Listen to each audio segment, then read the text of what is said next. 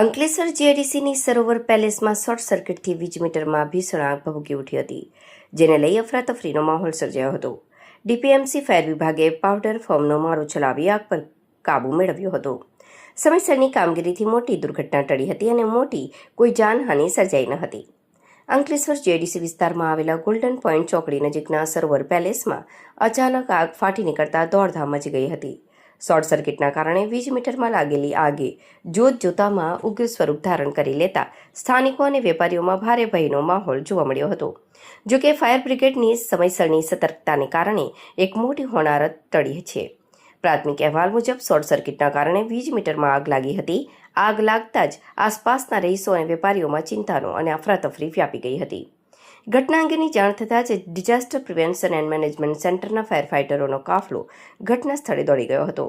Fire ટીમે તાત્કાલિક મોરચો સંભાળીને પાવડર ફોર્મનો ઉપયોગ કરી આગ પર સંપૂર્ણ કાબૂ મેળવ્યો હતો. ફાયર વિભાગની સમયસરની કામગીરીના કારણે આગ આગળ વધતા અટકી હતી અને મોટી દુર્ઘટના ટળી હતી. સદનસીબે આ સમગ્ર ઘટનામાં કોઈ જાનહાનિ થઈ નથી, જેને પગલે તંત્ર અને સ્થાનિકોએ રાહતનો શ્વાસ લીધો છે.